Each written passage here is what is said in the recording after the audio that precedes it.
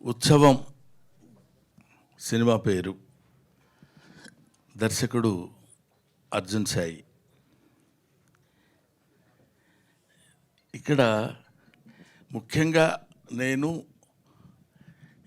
ఈ ఫంక్షన్కి రావడానికి ప్రథమమైన కారణం ఏంటంటే,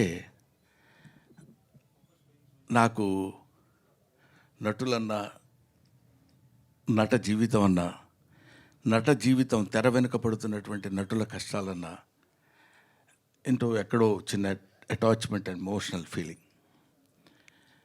ఇందాక మా అమ్మాయి సుమ చెప్పినట్టు, తను ఎంత ప్రౌడ్గా గర్వంగా చెప్పిందంటే, I'm the product of stage అని.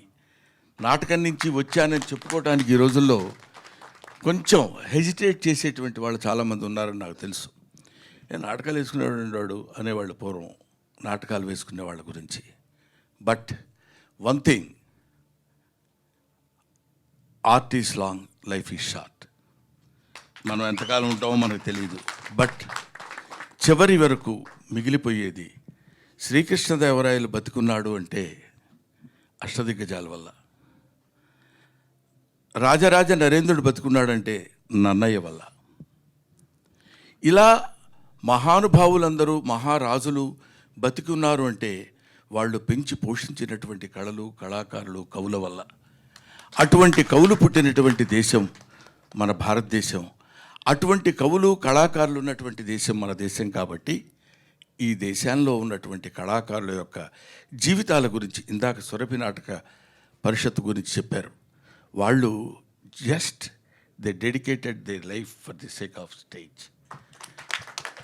రంగస్థలం కోసం, రంగస్థలం మీదనే తండ్రి కొడుకులు వాళ్ళే, రాముడు రావణాసురుడు వాళ్ళే, అన్ని రకాలైనటువంటి విభిన్నమైన పాత్రల్ని పోషించి అలా అలా అలా చేతిలో పట్టుకుని ఆ వెలిగిపోతున్నట్టు ఆరిపోవటానికి సిద్ధంగా ఉన్నటువంటి రంగస్థలాన్ని ఇవాల్టి వరకు వెలిగిస్తూనే ఉన్నటువంటి ఆ మహనీయ కళాకారుల యొక్క హృదయాలకి శిరస్సు వంచి పాదాభివందన చేస్తున్నారు. అది కళాకారుల వరకు సంబంధించింది. ఇందాక మిత్రుడు లక్ష్మీ భూపాల్ చెప్తూ ఒక మాట అన్నారు. రంగస్థలం, ఐ మీన్ రంగమార్తాండ సినిమాలో చాలా బాగా యాక్ట్ చేశారు బ్రహ్మానందం గారు అంటూ ఒక మాట చిన్నది యథాలాపంగా వదిలేశారు ఆయన. ఏంటంటే, ప్రకాష్ రాజ్ గారి కంటే కూడా బాగా యాక్ట్ చేశారు అని. అది నేను దాన్ని మెన్షన్ చేయకపోతే దాన్ని నేను అంగీకరించినట్టు అవుతుంది. Prakash Raj is a Born artist. అంతటి మహానటుడు అతను. నటుడుగా అంతటి ఉన్నత శిఖరాలను అందుకున్నటువంటి, అతనిలో ఉన్నటువంటి ప్రతి అణువు యాక్ట్ చేయగలిగినటువంటి కెపాసిటీ ఉన్నటువంటి మనిషి, ఆర్టిస్ట్. అటువంటిది వాళ్ళతో పోలిక కాదు. నేను ఇది జెన్యూన్గా చెప్తున్న మాట, ఏదో మొడెస్టీగా చాలా మంచివాడిని అనిపించుకోవటం చెప్పే మాట కానే కాదు. రంగస్థలం సాక్షిగా చెప్తున్నాను. ఆ రోజు ఒక కృష్ణవంశీ కానీ, ఒక ప్రకాష్ రాజ్ లాంటి వాళ్ళిద్దరూ నన్ను ఎన్నుకుని నా దగ్గరికి రావడం, అది నా గొప్పతనం కాదు, వాళ్ళ సంస్కారం. వీడి దగ్గర ఈ టాలెంట్ ఉంది అని వాడిని పట్టుకుని తీసుకొచ్చి నన్ను అలా పెట్టి మౌల్డ్ చేసి చూపించినటువంటి విధానంలో, అఫ్కోర్స్ అలా అని నేను చేతగానే ఆర్టిస్ట్నే కాదు, I got my own talent as an artist. కానీ దాన్ని పైకి ఎలివేట్ చూపించగలిగినటువంటి వాళ్ళు. ఈ రంగమార్తాండ అనేటువంటి సినిమా విషయం ఇప్పుడు అప్రస్తుతమైన ఎందుకు చెప్పాల్సి వస్తుందంటే, రంగమార్తాండ గురించి, ఈ సినిమా అంతా రంగస్థలం గురించే.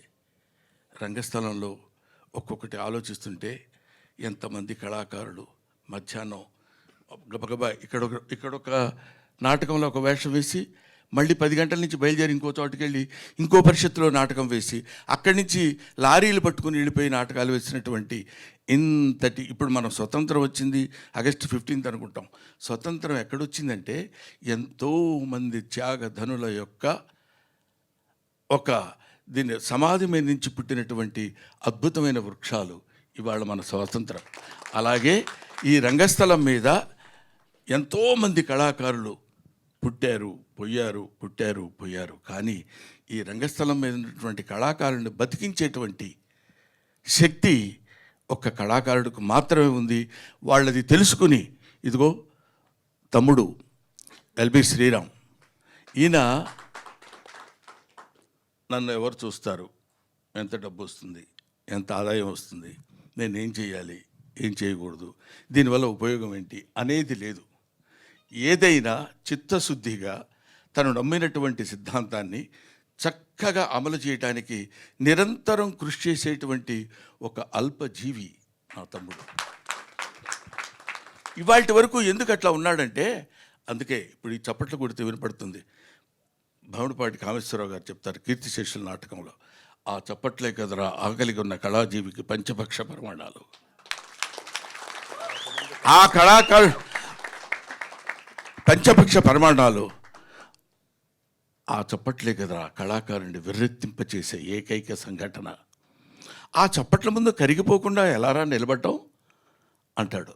అది ఇక్కడ కూర్చుని ఇంటికి వెళ్తే ఫుడ్ ఉందా లేదా, బాధ, కష్టం, ఆ సుఖం, ఆ తాగుడ, ఇదన్నీ పక్కన పెట్టేసి అక్కడ కూర్చున్నటువంటి ఆ చివరి ఆ ప్రేక్షకుడి నుంచి ఈ ప్రేక్షకుడి వారి చేత వాళ్ళ చప్పట్లు, కరతాళ ధ్వనులు వినపడుతుంటే పొందేటువంటి ఆనందం అనిర్వచనీయం. దాన్ని ఎవరూ చెప్పడానికి వీల్లేదు, చేయటానికి వీల్లేదు. అంతటి మహనీయమైనటువంటి శక్తి సంపద కలిగినటువంటిది ఆర్ట్.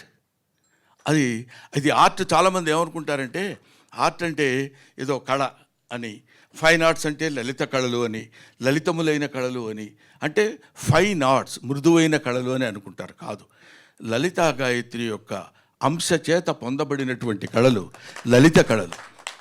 ఇది అందరికీ రావు, ప్రతివాడు నటించాలంటే కుదరదు. అది కొంతమందికి మాత్రమే. మా అమ్మాయి సుమ ఉంది. సుమ ఈరోజు అదే మాట్లాడితే ఏదో మలయాళం నుంచి వచ్చింది ఎన్నో, లేకపోతే ఇంకో చోట నుంచి అని కాదు.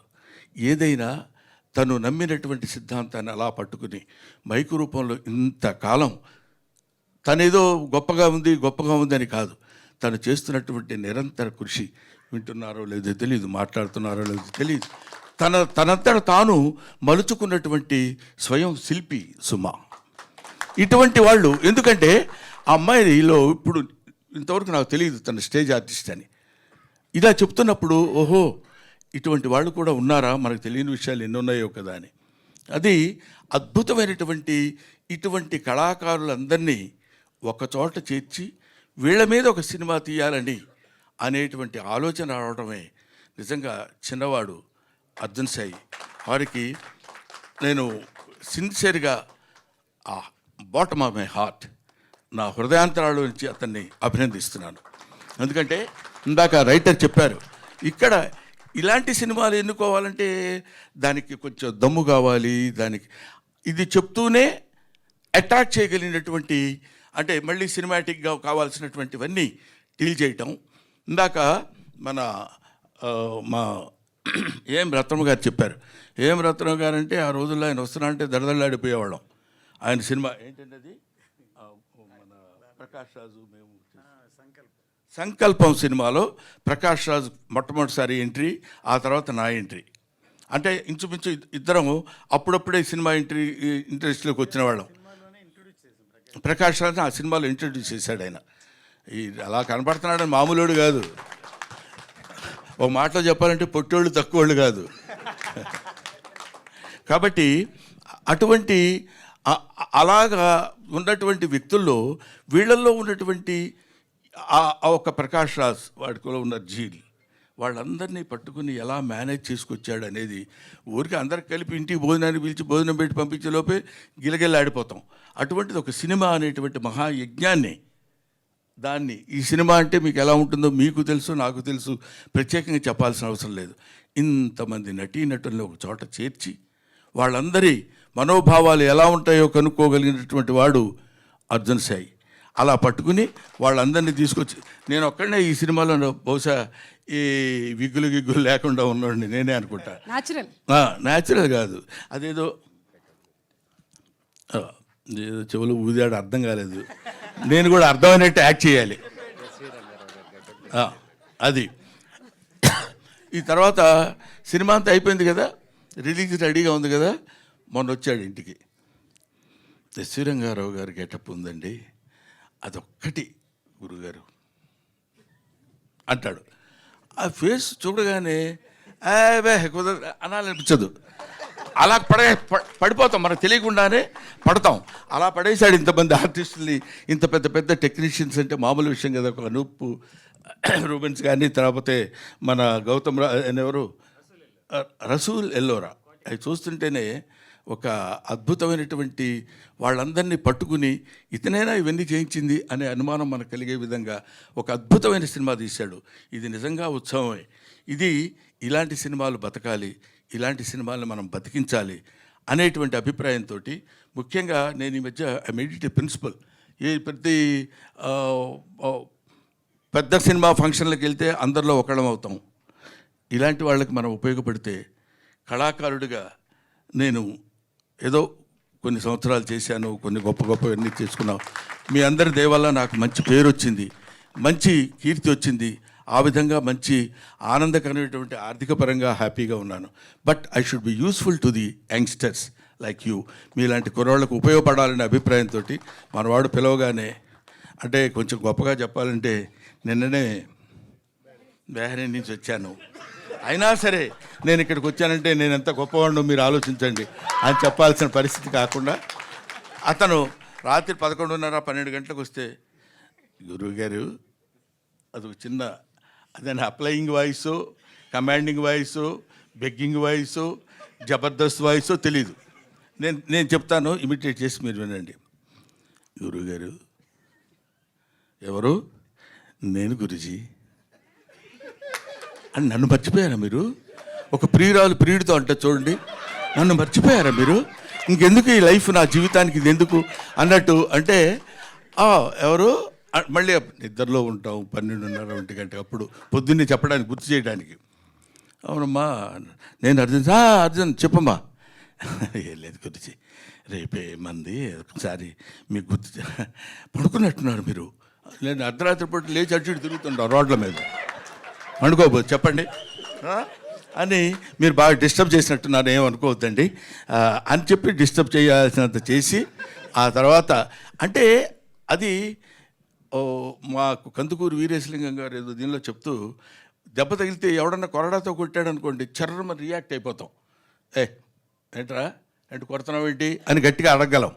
ఓ అమ్మాయి వెళ్తున్నప్పుడు జడ అలా తగిలి వెళ్ళిపోయింది అనుకోండి, దెబ్బ తగులుతుంది. కానీ అది అర్జున్ సాయి. సో ఇటువంటి అద్భుతమైనటువంటి కళాకారుల యొక్క జీవితాల గురించి చెప్పి, ఆ జీవితాల్లో ఉన్నటువంటి విషయాలన్నింటినీ నిజంగా ఒక్కొక్కళ్ళు అద్భుతమైనటువంటి నటన ప్రదర్శించారు. It is going to become super duper hit. ఇవాళ నేను చెప్తున్నాను, మీరు నోట్ చేసుకోండి. ఎందుకంటే విభిన్నమైనటువంటి కథల్ని, వైవిధ్యమైనటువంటి కథల్ని ఆదరించేటువంటి రోజులు ఇవాళ వచ్చాయి.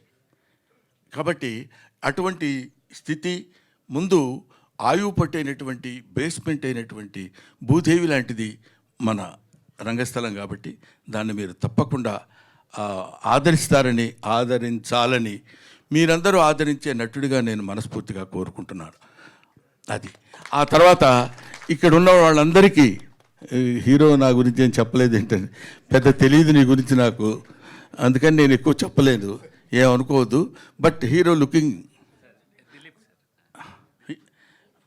హీరో అనకూడదా? అనొచ్చు. హీరో అంటే దిలీప్ సార్ అంటున్నాడు. దిలీప్ అంటే నా ఫ్రెండ్ అనుకుంటారయ్యా, హీరో కాదు. ఇప్పుడు రవి గారు ఉన్నాడు అనుకో, మామూలే మా ఫ్రెండ్ అని, మిస్టర్ రవి అని లేకపోతే అనొచ్చు. గబుక్కున హీరో గారంటే ఆ స్టేటస్ వేరు, ఆ పద్ధతి వేరు. గబుక్కున దిలీప్ వెరీ గుడ్, బాగా చేసేవా, నువ్వు పైకి వస్తావు అని ఇదంతా భుజాన్ని వేసుకుని లేనిపోయింది అనవసరంగా మాట్లాడటం తప్పు అవుద్ది. కాబట్టి ఎనీవే, నాకు ఈ అవకాశాన్ని ఇచ్చిన అనే మాట మన ప్రతి చోట రంగస్థలం మీద మాట్లాడే మాటే కాదు. నిజంగా నాకు ఈ రంగస్థలం గురించి, ఈ ఉత్సవం గురించి, ప్రతి దానికి అతను తీసుకున్నటువంటి శ్రద్ధ గురించి, దర్శకుడు పడినటువంటి కష్టం గురించి మాట్లాడటం కోసమే నేను ఇక్కడికి వచ్చాను. ఇది నాకు ఒక అవకాశం కింద భావించాను. Thank you very very very much. Thanks a lot.